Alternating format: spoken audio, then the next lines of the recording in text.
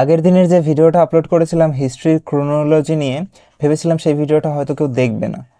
তো যখন ওই ভিডিওটার নিচে একজন কমেন্ট করে যে হ্যাঁ প্রয়োজন এই জাতীয় নোটস, তখন আমার মনে হয় যে না, এই বিষয়গুলো নিয়ে আবার ভিডিও বানানো উচিত। তো বেশি কথা না বলে একদম ডাইরেক্ট কন্টেন্টের মধ্যে চলে আসি। আজকে আমরা যে পার্টটা দেখবো সেটা ওই ক্রোনোলজির সেকেন্ড পার্টটা। এবার এই পার্টের মধ্যে আমরা যেটা দেখবো যে হিস্ট্রি, এই হিস্ট্রি ওয়ার্ডটা কোন শব্দ থেকে এসছে। এটা একটা গ্রিক শব্দ থেকে এসছে, যেটা হলো হিস্টোরিয়া। হিস্টোরিয়া কথার অর্থ হচ্ছে ইনকোয়ারি বা নলেজ অ্যাকোয়ার্ড বাই ইনভেস্টিগেশন, অর্থাৎ যে ধরনের জ্ঞানগুলো আমরা কোনো ইনভেস্টিগেশনের মাধ্যমে পেয়ে থাকি সেটার মানেই হচ্ছে হিস্টোরিয়া। আর সেই হিস্টোরিয়া শব্দ থেকে এসছে হিস্ট্রি ওয়ার্ডটা। এবার হিস্ট্রি কি বা ইতিহাস কি? ইতিহাস কিছুই নয়, শুধুমাত্র আর্কিওলজিক্যাল বিভিন্ন সোর্স এবং বিভিন্ন রিটেন স্ক্রিপ্ট। কিভাবে রিটেন স্ক্রিপ্ট? যেমন ধরো, আমাদের দেশে কেউ ঘুরতে এসেছিলেন এবং তিনি ঘুরতে এসে যে বইটার মধ্যে তার অভিজ্ঞতা সম্পর্কে লিখে গেছিলেন, সেটা থেকে সেই সময়কার সমসাময়িক সমাজের বিভিন্ন কথা সম্পর্কে জানা যেতে পারে। তাহলে সেগুলো হচ্ছে লিটারারি সোর্সের মধ্যে পড়ে।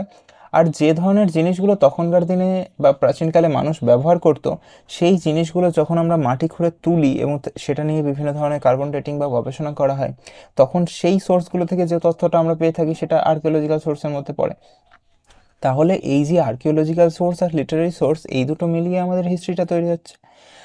বুঝতে পারলে? এবার যে জিনিসটা আছে সেটা হচ্ছে যে হিস্ট্রির সোর্স। সোর্স প্রথমেই তো বললাম যে একটা হচ্ছে লিটারারি সোর্স আর একটা হচ্ছে আর্কিওলজিক্যাল সোর্স। এবার আর্কিওলজিক্যাল সোর্স বলতে আমরা কি বুঝি সেটা প্রথম দেখব। যে বিভিন্ন ধরনের monuments, coins, seals, potteries, tools and graves, তারপর হচ্ছে বিভিন্ন ধরনের স্কাল্পচার বা পেন্টিং বা ইনস্ক্রিপশন। তো মনুমেন্টটা কি? মনুমেন্ট হচ্ছে কোনো একটা স্থাপত্য, যেমন হতে পারে একটা স্তূপ, হতে পারে একটা ধর্মীয় স্থান, হতে পারে একটা মন্দির, হতে পারে কোনো একটা বিহার বা কোনো একটা গুহা, যে গুহার মধ্যে মানুষ বসবাস করতো এবং পরবর্তীকালে সেই গুহার দেওয়ালের গায়ে বিভিন্ন ধরনের ছবি এঁকে রেখেছে। এগুলো হতে পারে। নেক্সট কি আছে সেটা হচ্ছে কয়েন্স। কয়েন্স কি? Gold coin, silver coin, copper coin. এই যে এখনকার দিনে যে কয়েনগুলো পাওয়া যায় তার মধ্যে মহাত্মা গান্ধীর ছবি দেওয়া থাকে। হয়তো আগেকার সময়ে যে কয়েনগুলো পাওয়া যেত সেগুলো সেই সময়ে সমসাময়িক কোনো একটা বিশেষ বস্তুকে উপস্থাপন করে। তাহলে যখন আমরা ওই কয়েনগুলোকে নিয়ে অ্যানালিসিস করি, তখন আমরা ওই সমাজের কথাটাও জানতে পারি। কয়েন্সের পরে যেটা আসে সেটা হচ্ছে সিল। সিল বলতে কি বোঝো? অনেক সময় তোমরা দেখবে যে কোনো কিছু লক করে দেওয়ার সময় ওর উপরে গালার দেওয়ার পর একটা স্ট্যাম্প বসিয়ে দেওয়া হয় যে এটা শুধুমাত্র অথরাইজড কোনো একটা পার্সনই খুলতে পারবে। তো আমরা অনেকেই জানি যে সেই সময় ব্যবসা বাণিজ্য চলতো বিভিন্ন ধরনের সভ্যতার সঙ্গে, যেমন মেসোপটেমিয়া, ইজিপ্টিয়ান সভ্যতা, এই সভ্যতাগুলো থেকে। তো তখন তারা যেসব বাণিজ্যের মানুষজন সেই সব সভ্যতার সঙ্গে বাণিজ্য স্থাপন করতো, তারা সিল ব্যবহার করতো এবং সেই সিলগুলোর মধ্যে কি থাকতো? বিভিন্ন ধরনের এমব্লেম, ফিগার, বিভিন্ন ধরনের সিম্বল। এছাড়া বিভিন্ন ধরনের পটরি। পটরি বলতে তোমার মাটির যে কাজগুলো থাকে, যেমন ধরো মাটির কলসি বা পাত্র। আমরা এখন যে পাত্রগুলো ব্যবহার করি, আগেকার দিনে সেই পাত্রগুলো ব্যবহার করা হতো না, অন্য ধরনের পাত্র ব্যবহার করা হতো এবং সেগুলো থেকে আমরা তখনকার সময় সম্পর্কে হয়তো কোনো ধারণা পেয়ে থাকি। তারপর আসে হচ্ছে টুলস। যেমন প্রথম প্রথম মানুষ সবার আগে হচ্ছে স্ক্র্যাপার্স জাতীয় কোনো অস্ত্র ব্যবহার করতো। তারপর হচ্ছে হ্যান্ড অ্যাক্স। এই ধরনের অস্ত্রগুলো ধীরে ধীরে তৈরি হয়, প্রথমে পাথর থেকে, তারপর যখন মেটালে যে পৌঁছায় তখন বিভিন্ন ধাতুর মধ্যে থেকে ব্রোঞ্জ, ব্রোঞ্জ থেকে কপার। এরকমভাবে পরপর জিনিসগুলোকে বিভিন্ন ধরনের টুলসের যে গঠন বা তার ম্যাটেরিয়াল, সেগুলো থেকে আমরা জানতে পারি।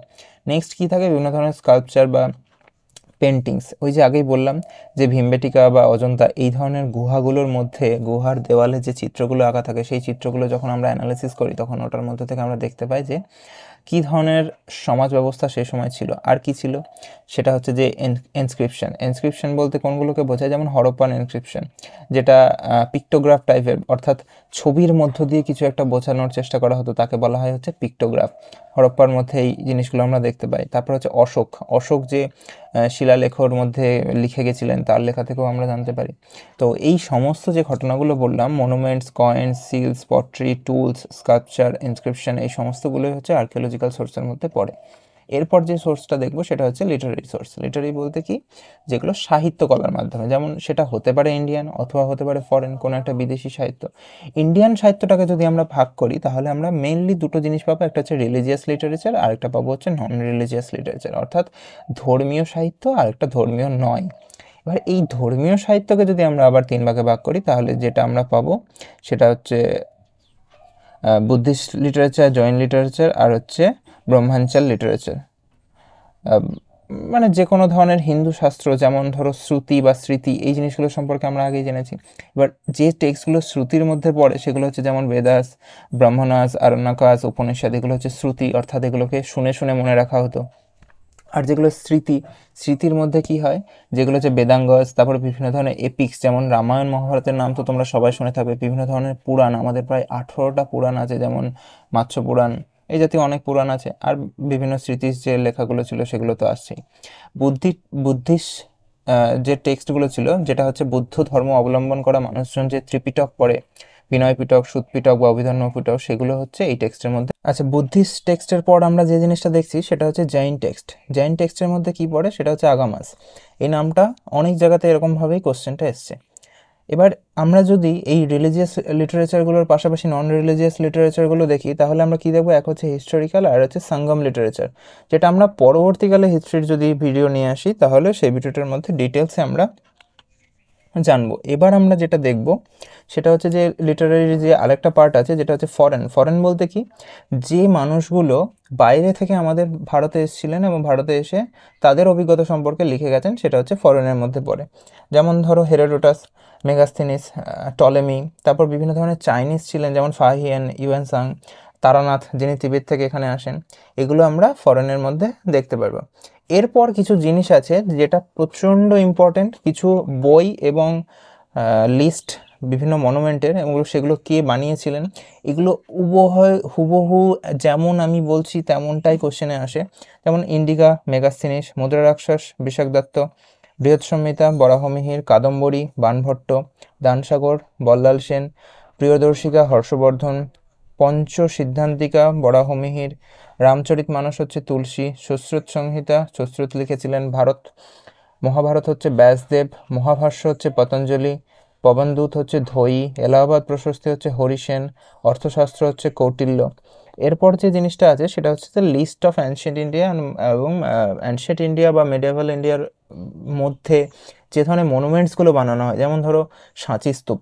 সাঁচি স্তূপ হচ্ছে অশোকা, তারপর হচ্ছে সারনাথ স্তূপ হচ্ছে গুপ্তরা বানিয়েছিল, এলিফ্যান্ট কেভ বানিয়েছিল রাষ্ট্রকূট, জগন্নাথ টেম্পল পুরীর হচ্ছে আভান্তা ভার্মা, ইস্টার্ন গঙ্গা, যাই হোক এরকম নামে অনেক পরিচিত আছে। সেটা হচ্ছে যে সান টেম্পল কোনারকের হচ্ছে নরসিম্হা ওয়ান, খাজুরাহো টেম্পল, এটা তো প্রচণ্ড জিকের মধ্যে এই কোশ্চেনটা আসে, যেটা হচ্ছে চান্দেলাস অফ বুন্দেলখণ্ড। তারপর হচ্ছে মাথেরা সান টেম্পল, যেটা হচ্ছে সোলাঙ্কি অফ দ্য গুজরাট। তারপর আছে হচ্ছে গোল গম্বুজ অফ বিজাপুর, যেটা মোহাম্মদ আলী শাহ বানিয়েছিলেন। তারপর আছে হচ্ছে নালন্দা ইউনিভার্সিটি, যেটা হচ্ছে কুমারগুপ্ত বানায়। বিক্রমশিলা ইউনিভার্সিটি, যেটা হচ্ছে ধর্মপাল বা পালাজ যে বংশ আছে সেই বংশ থেকে বানানো হয়। এরপর আমরা যে জিনিসটা দেখছি সেটা হচ্ছে কিছু পেন্টিংস এবং স্কাল্পচার। স্কাল্পচার বা পেন্টিংসের মধ্যে কোনগুলো পড়ে, একটা হচ্ছে ভীমবেটিকা কেভ পেন্টিং, একটা হচ্ছে অজন্তা কেভ পেন্টিং, আর একটা হচ্ছে ইলোরা কেভ পেন্টিং। এই ভীমবেটিকা কেভ পেন্টিং আমাদের দেখতে পাওয়া যায় হচ্ছে মধ্যপ্রদেশ, যেটা প্রি হিস্টোরিক্যাল পিরিয়ডের বিভিন্ন ধরনের চিত্র সেখানে পাওয়া যায়।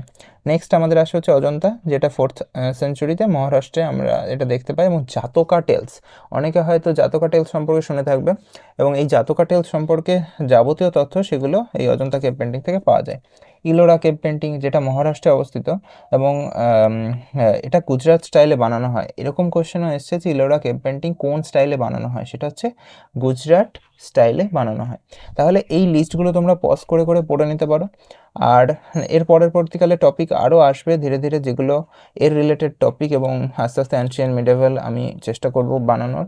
এবং তোমাদের যদি ভালো লাগে তাহলে অবশ্যই জানিও, এবং কোন জায়গাগুলোর ইনফরমেশান আরও বেশি লাগবে সেগুলো যদি তোমরা আমাকে জানাও, তাহলে আমি হয়তো আমার নেক্সট ভিডিওতে ট্রাই করতে পারি যে ওই ইনফরমেশানগুলোকে আরও বেশি করে তোমাদেরকে প্রোভাইড করার।